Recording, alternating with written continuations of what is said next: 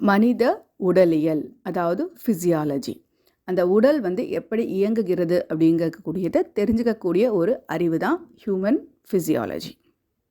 இது மனிதர்களின் உடல், இயந்திர மற்றும் உயிர் வேதியியல் செயல்பாட்டை குறிக்கிறது.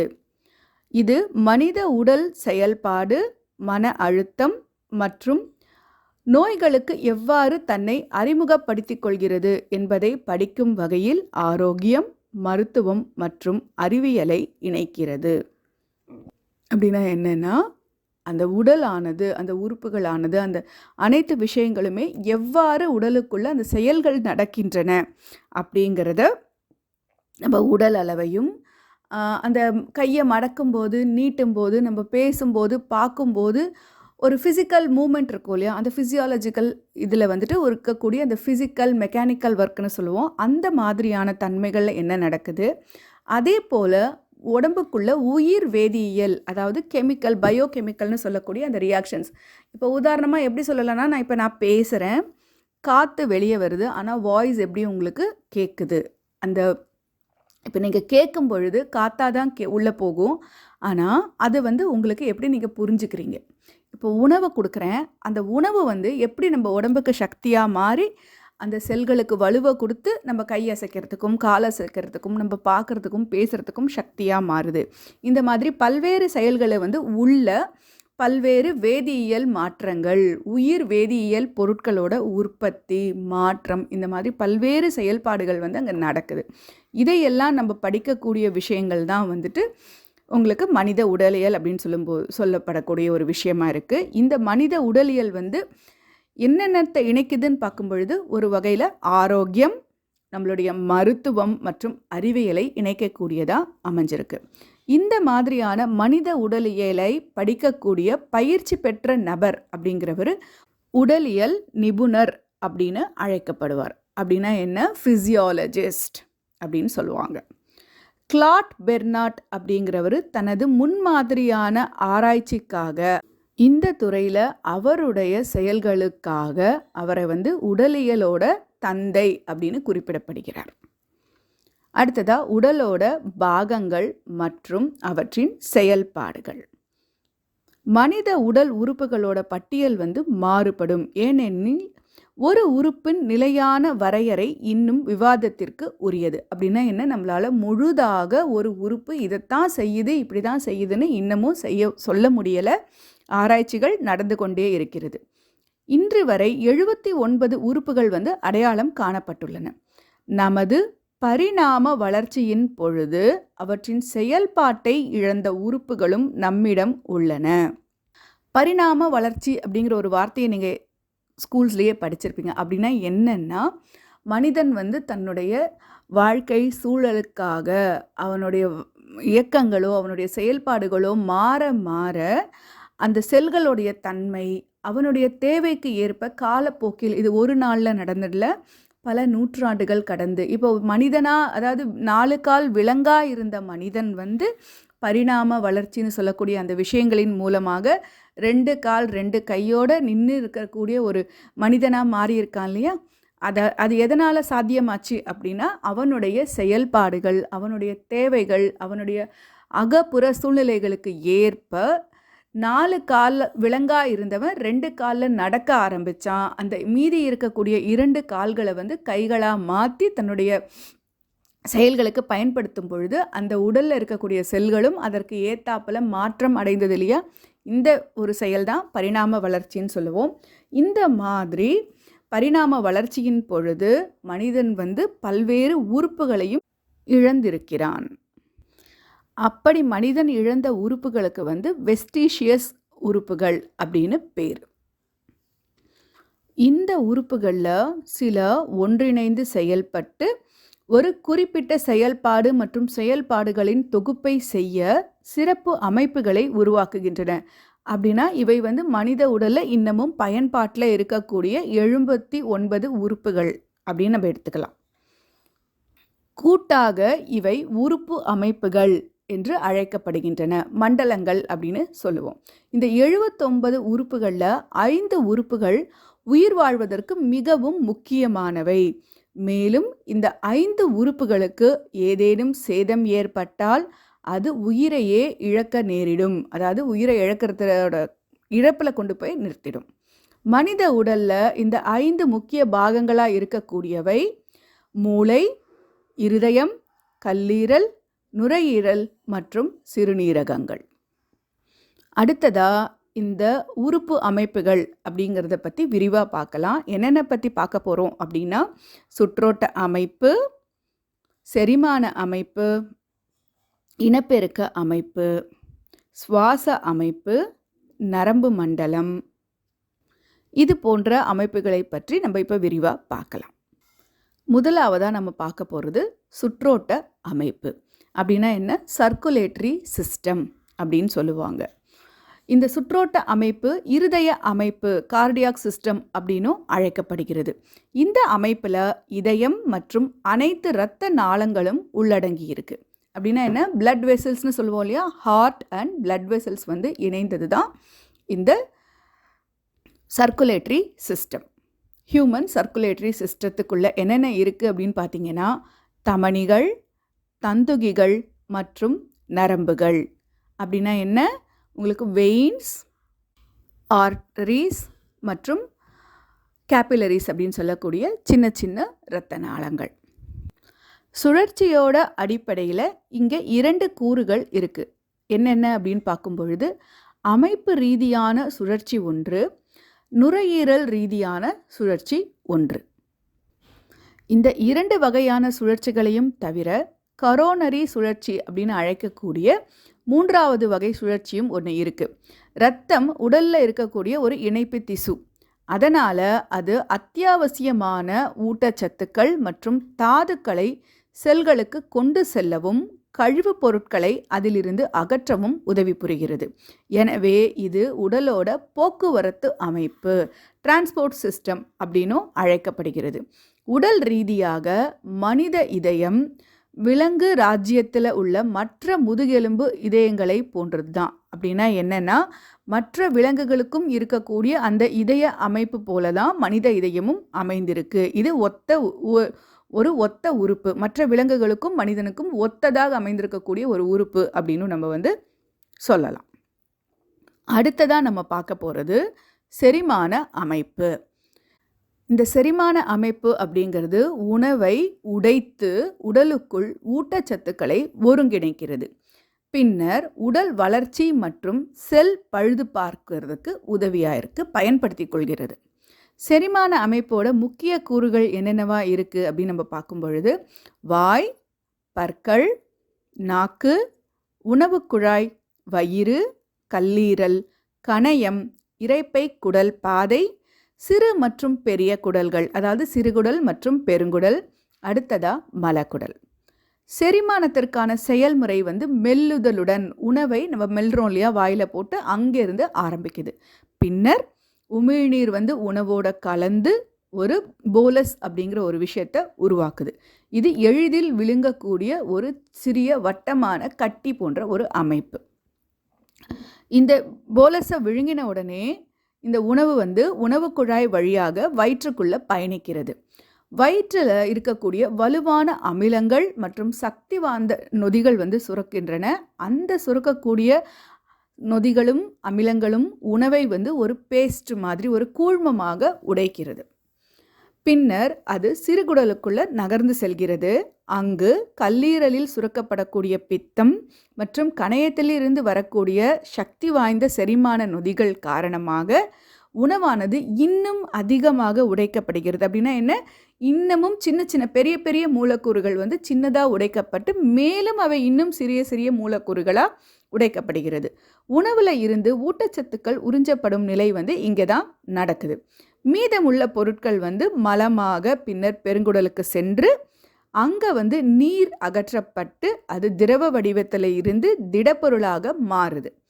இறுதியாக அது மலக்குடலுக்குள்ளே தள்ளப்படும் போது உடலில் இருந்து வெளியேற்றப்படுவதற்கு தயாராகின்றது. இதுதான் வந்து செரிமான அமைப்பில் நடக்கக்கூடிய செயல்பாடு. அடுத்ததாக நம்ம பார்க்க போகிறது இனப்பெருக்க அமைப்பு. மனிதனுடைய இனப்பெருக்க அமைப்பு இனப்பெருக்கத்துக்கு உதவக்கூடிய உள் மற்றும் வெளிப்புற உறுப்புகளை கொண்ட பிறப்புறுப்பு அமைப்பு அப்படின்னும் அழைக்கப்படுகிறது. இது ஆண்களுக்கும் பெண்களுக்கும் மாறுபடும். ஹார்மோன்கள், திரவங்கள் மற்றும் பாரமோன்கள் அனைத்தும் இணைந்து இனப்பெருக்க உறுப்புகள் செயல்படுவதற்கான இணைப்பு பாகங்களாக அமைஞ்சிருக்கு. இனப்பெருக்க அமைப்பில் முதலாவதாக நம்ம பார்க்க போகிறது பெண் இனப்பெருக்க அமைப்பு. இந்த பெண் இனப்பெருக்க அமைப்புங்கிறது பின்வரும் உறுப்புகளை கொண்டதாக அமைஞ்சிருக்கு. அதாவது கருப்பைகள், கருமுட்டை, பெண் முட்டை மற்றும் ஈஸ்ட்ரோஜன் ஹார்மோன் உற்பத்தி. கருப்பைகள் அப்படின்னு நம்ம பார்க்கும் பொழுது நம்ம ஓவரீஸ்னு சொல்லக்கூடிய விஷயம், எக்குன்னு சொல்லக்கூடிய கருமுட்டை, பெண் முட்டை மற்றும் ஈஸ்ட்ரோஜன் ஹார்மோன். அடுத்ததாக கருப்பை குழாய்கள், ஃபெலோப்பியன் டியூப்ஸ்னு சொல்லக்கூடிய அந்த டியூப்ஸ். கருப்பை குழாய்களுக்கு வழங்கப்படும் பிற பெயர்கள் கருமுட்டை குழாய்கள் அல்லது ஃபெலோப்பியன் டியூப்ஸ். அடுத்ததாக கருப்பை என்று அழைக்கப்படும் பையில் உங்களுக்கு கரு வளரக்கூடிய ஒரு பேரிக்காய் வடிவ உறுப்பாகும். இந்த கருப்பை வாய் அப்படிங்கிறது யோனிக்கு செல்லக்கூடிய ஒரு பாதை. விந்தணுக்கள் உள்ளே நுழைவதற்கு வாயிலாகவும் இந்த கருப்பை வாய் அமைஞ்சிருக்கு. உடலுறவின் பொழுது ஆண்குறி உள்ளே நுழைவதற்கும் பிரசவத்தின் பொழுது கரு வெளியேறுவதற்கும் யோனி ஒரு வழியாக செயல்படுகிறது. அப்படின்னா என்ன, நம்ம வஜைனான்னு சொல்லக்கூடிய அந்த பகுதி. அடுத்ததாக நம்ம பார்க்க போகிறது ஆண் இனப்பெருக்க அமைப்பு. ஆண் இனப்பெருக்க அமைப்பு விந்தணுக்களை கொண்டதாக அமைந்துள்ளது. அவை விந்தணுக்களுக்கான களஞ்சியமாக செயல்படுகின்றன. இந்த உறுப்புகள் ஓவல் வடிவத்தில் அமைஞ்சிருக்கு. ஸ்க்ரோட்டம் எனப்படும் பையில் அடைக்கப்பட்டிருக்கிறது. விந்தணுவுக்கு அடுத்ததாக ஆண் இனப்பெருக்க அமைப்பிற்கான துணை நாளங்களாக வாஸ் டிஃபரன்ஸ் அப்படின்னு சொல்லக்கூடிய விஷயங்கள் அமைஞ்சிருக்கு. விந்து உருவாகும் பொழுது அது விந்து சுரப்பிகள், புரோஸ்டேட் சுரப்பி மற்றும் கூப்பர் சுரப்பி ஆகியவற்றால் உற்பத்தி செய்யப்படும் திரவங்களுடன் கலக்கப்படுகிறது. கூப்பர் சுரப்பியின் முதன்மை நோக்கம் என்ன அப்படின்னா, உடலுறவின் போது விந்தணுக்களின் அளவை அதிகரிப்பதும் உயவூட்டுவதும், ஃப்ரிக்ஷன் கொடுக்கக்கூடிய ஒரு வேலையும் செய்கிறது. அடுத்ததாக நம்ம பார்க்க போகிறது சுவாச அமைப்பு, ரெஸ்பிரேட்டரி சிஸ்டம் அப்படின்னு சொல்லுவாங்க. சுவாச செயல்முறை ரெஸ்பிரேஷன் அப்படிங்கிறது ஆக்சிஜனை உட்கொள்வதையும் உடலில் இருந்து கார்பன் டை ஆக்சைடை வெளியேற்றுவதையும் உள்ளடக்கியது. இந்த அமைப்பு காற்றோட்ட அமைப்பு, வாயு பரிமாற்ற அமைப்பு அல்லது சுவாச கருவி என்றும் அழைக்கப்படுகிறது. மனிதர்களைப் போலவே மற்ற முதுகெலும்புகளை கொண்ட விலங்கினங்களும் சுவாசிக்க நுரையீரல்களை கொண்டுள்ளன. சுவாச செயல்முறை அப்படின்னு நம்ம பார்க்கும் பொழுது உள்ளிழுத்தல் மற்றும் வெளியேற்றுதல் அப்படிங்கிறது சுழற்சியோட தொடங்குகிறது. இன்ஹலேஷன், எக்ஸலேஷன் அப்படின்னு சொல்லக்கூடிய அந்த சைக்கிளில் ஆரம்பிக்குது. உள்ளிழுப்பதன் விளைவாக ஆக்சிஜன் உடலுக்குள்ள நுழைகிறது மற்றும் அந்த எக்ஸலேஷன் சொல்லக்கூடிய வெளிவிடுவதின் விளைவாக கார்பன் டை ஆக்சைடு உடல்ல இருந்து வெளியேறுகிறது. உடற்கூறியல் ரீதியாக சுவாச அமைப்பு பின்வரும் உறுப்புகளை கொண்டுள்ளது. ட்ரக்கியா அப்படின்னு சொல்லக்கூடிய அந்த மூச்சுக்குழல், அடுத்ததாக பிராங்கி, பிராங்கியோல்ஸ், லங்ஸ், டயஃப்ரம்.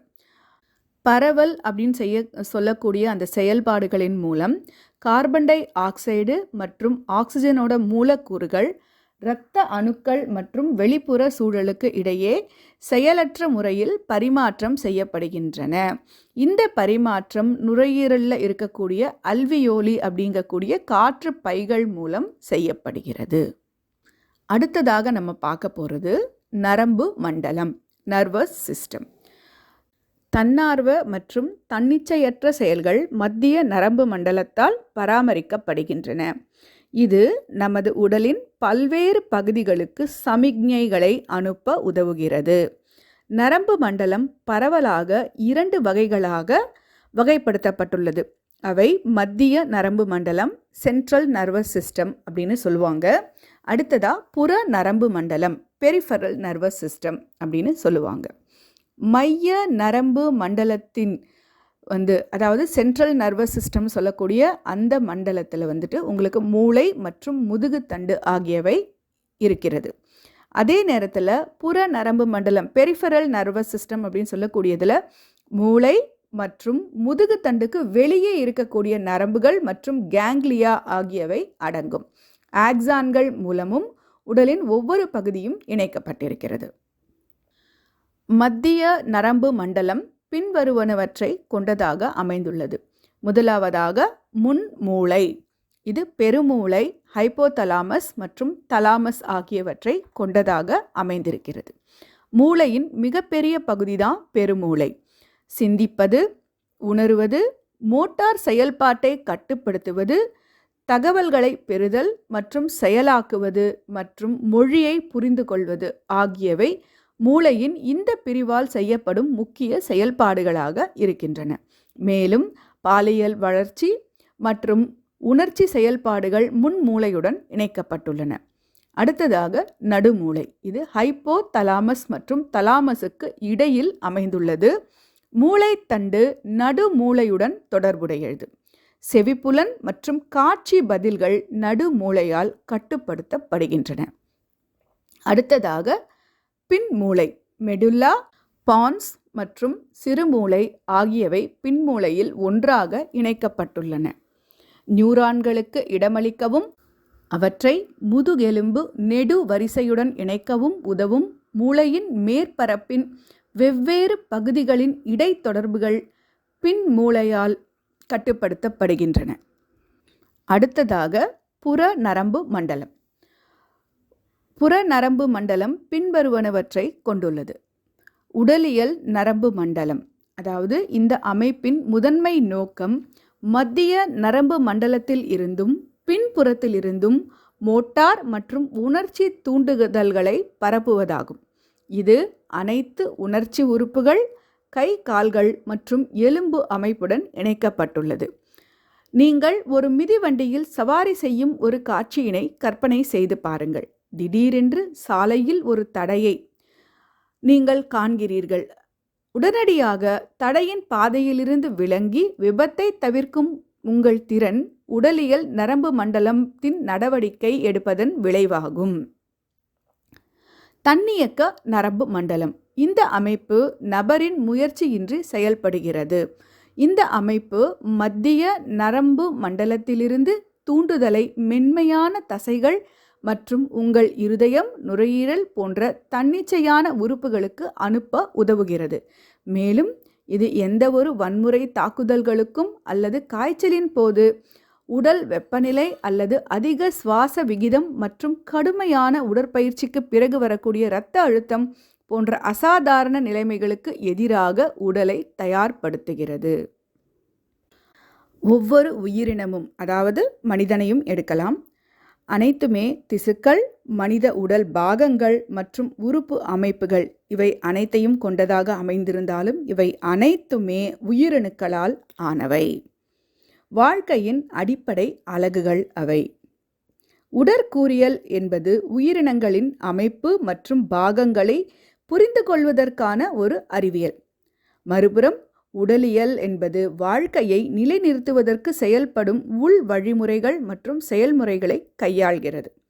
நமது உடலில் உள்ள பல்வேறு காரணிகள் மற்றும் கூறுகளுக்கு இடையிலான உயிர் வேதியியல் மற்றும் உடல் தொடர்புகளும் இதில் அடங்கும்.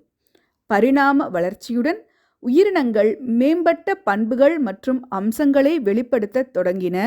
அவை அந்தந்த சூழலில் மிகவும் திறமையாகவும் செழிப்பாகவும் இருக்க உதவியது. மனித அமைப்பை இருகால் அமைப்பு என்று விவரிக்கலாம். உடலை மூடும் முடி, பாலூட்டி சுரப்பிகள் மற்றும் மிகவும் நன்கு வளர்ந்த புலன் உறுப்புகளின் தொகுப்பு. மனித உடலின் உடற்கூறியல் பொறுத்தவரை உடலுக்குள் பொருட்கள் மற்றும் ஊட்டச்சத்துக்களை திறம்பட கொண்டு செல்ல உதவக்கூடிய ஒரு சிறப்பு சுற்றோட்ட அமைப்பு எங்களிடம் உள்ளது. நன்கு வளர்ந்த செரிமான அமைப்பு இருப்பது உடலுக்கு தேவையான அத்தியாவசிய ஊட்டச்சத்துக்கள் மற்றும் தாதுக்களை பிரித்தெடுக்க உதவுகிறது. நன்கு வளர்ந்த சுவாச அமைப்பானது திறமையான வாயு பரிமாற்றத்தை உறுதி செய்கிறது மற்றும் நரம்பு மண்டலம் உடலுக்குள்ளும் வெளிப்புற சூழலிலும் ஒருங்கிணைப்பு மற்றும் தொடர்புகளை செயல்படுத்துகிறது. இதன் மூலம் உயிர் வாழ்வை உறுதி செய்கிறது. சுற்றோட்ட அமைப்பு, செரிமான அமைப்பு, இனப்பெருக்க அமைப்பு, சுவாச அமைப்பு, நரம்பு மண்டலம் இவைகளை பற்றி விரிவாக தனித்தனி பதிவுகளாக பின்னர் காணலாம்.